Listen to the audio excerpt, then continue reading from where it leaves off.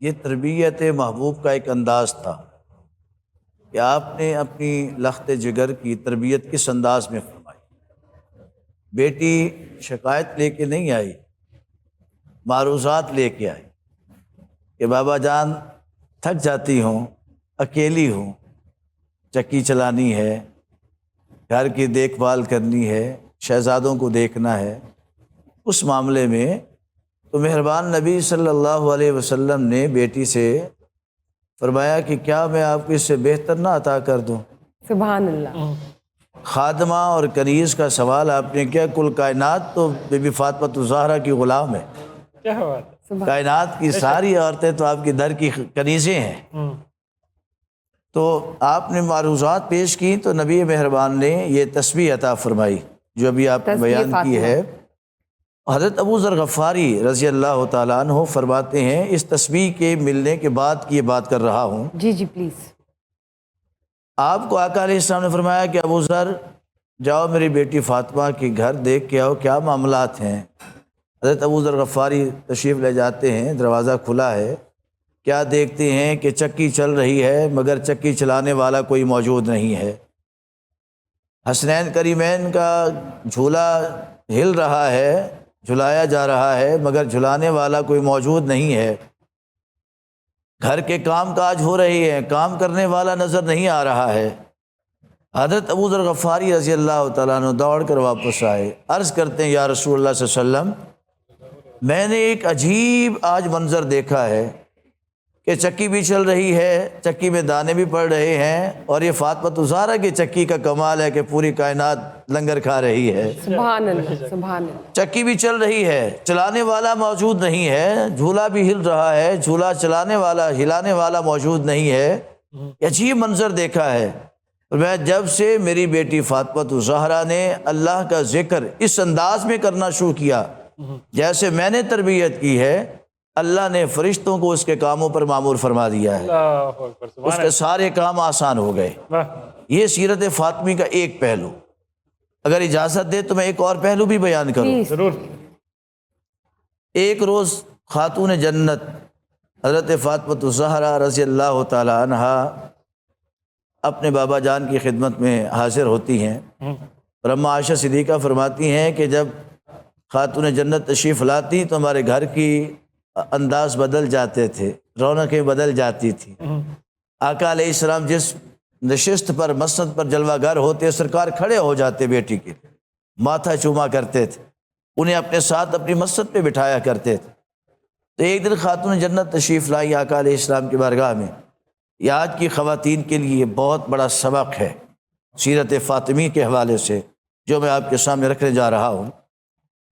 عرض کرتی ہیں بابا جان رات ایک عجیب واقعہ ہوا ہے۔ فرمایا کیا واقعہ ہوا؟ عرض کی بابا جان رات کسی بات سے علی مجھ سے خفا ہو گئے، ناراض ہو گئے، تو میں ساری رات علی پاک کو مناتی رہی۔ میں ان کے دائیں جانب جاتی تو وہ اپنی کروٹ بائیں جانب بدل لیتے، میں بائیں جانب ہوتی تو اپنی کروٹ وہ دائیں جانب بدل لیتے۔ اسی عالم میں وہ رات گزر گئی۔ جب تہجد کا وقت ہوا تو علی پاک مجھ سے راضی ہو گئے، اچھا، ہماری صلح ہو گئی۔ اس انداز میں صلح ہوئی کہ تہجد کی نماز ہم نے اکٹھے ادا کی۔ سبحان اللہ، کیا بات۔ فرمایا بیٹی کیا آپ کا خامد، آپ کا مزاج خدا آپ سے راضی ہے؟ عرض کی بابا جان وہ مجھ سے راضی ہیں۔ آقا علیہ الصلوۃ والسلام کے چہرے مبارک پر سرخی آئی، جلال کی کیفیت آئی۔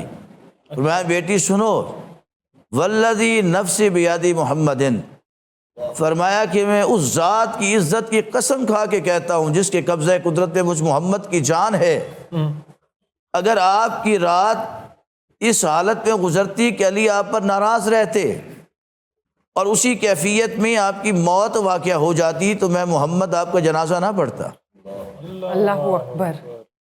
آپ اپنی بیٹی کی تربیت کیا فرما رہے ہیں کہ بیٹی جو جتنا بھی مقام عورت کو مل جاتا ہے اس کی ساری شان اس کے خاوند کی رضا کے اندر شامل ہے۔ کیا بات ہے۔ آج کیا ہماری خواتین اس بات کا خیال رکھتی ہیں؟ کیا آج وہ سیرت فاطمی سے اس انداز میں سبق لیتی ہے؟ نہیں، وہ کہتی ہیں ناراض ہو گیا تو ہونے دو، یہ تو ہمیں اگر یہ بہتر بتا سکتی ہیں؟ تو اس میں تو بہت زیادہ سوال نکل آئے ہیں آپ کے اس وقت. بہت جی. سے سوالات ہیں آج کل بہت کے ساری خواتین آج married کے couples دور کے میں لیے. ایک چھوٹی چھوٹی خواہش پوری نہیں ہوتی ہے، چھوٹی چھوٹی بات پوری نہیں ہے. اور مولا کائنات کیا فرماتے ہیں؟ مولا کائنات فرماتے ہیں کہ میں ساری زندگی اس بات کی خواہش لے کر رہا کہ کاش کبھی تو نبی پاک صلی اللہ علیہ وسلم کی لخت جگر شہزادی کونین مجھ سے کسی اپنی خواہش کا اظہار کرے، کیا بات، اپنی کسی تمنا کا اظہار کرے. یہاں تو روزانہ کی اپنا ہزاروں کی تعداد میں فہرستیں بن کے آتی ہیں نا، آج فلاں ڈے ہے، آج فلاں ڈے ہے، مجھے سوٹ چاہیے، مجھے جوتا چاہیے، مجھے بیگ چاہیے، مجھے فلاں چیز. ایک چیز 100 میں سے ایک پوری نہیں کی تو جواب آتا ہے آپ نے میرے لیے کیا کیا ہے. قربان جاؤں میں خاتون جنت کی عظمت و شان پر کہ مولا کائنات فرماتے ہیں مجھے حسرت رہی کہ کسی روز میری گھر والی مجھ سے کسی چیز کی خواہش کا اظہار کرے، کیا بات ہے. مجھ سے کوئی چیز طلب کرے. ایک بار آپ نے طلب کی، بخار ہو گیا، منہ کڑوا تھا، آپ نے فرمایا علی دل بالکل چاہتا ہے کہ بالکل انار کھاؤں. انار کھاؤں، بالکل. انار کھانے کے لیے آپ نے خواہش کا اظہار فرمایا. مولا کائنات بازار تشریف لے گئے، آپ نے مزدوری کی، مزدوری سے 4 آنے ملے، آپ نے انار خریدا اور خوش تھے انار لے کر کہ آج اللہ کا شکر ادا کر رہا ہوں کہ مجھ سے میری گھر والی نے کسی چیز کی فرمائش تو کی ہے. انار لے کے آپ آ رہے ہیں، راستے میں سوالی مل جاتا ہے، بالکل بالکل. سوالی سوال کرتا ہے علی پاک بھوکا ہوں، یہ مجھے دے دے. آپ دل میں سوچتے ہیں انار نہ لے کے گیا تو خاتون جنت کو کیا جواب دوں گا؟ اگر انار میں سوالی کو نہیں دیتا تو اللہ کو کیا جواب دوں گا؟ یقیناً. اس نے رب کے نام پہ سوال کیا، اللہ کے نام پہ مانگا ہے مجھ سے، آپ نے انار دے دیا. اب دل میں خیال ہے کہ مجھ سے سوال ہوگا، جواب بھی دینا پڑے گا مجھے.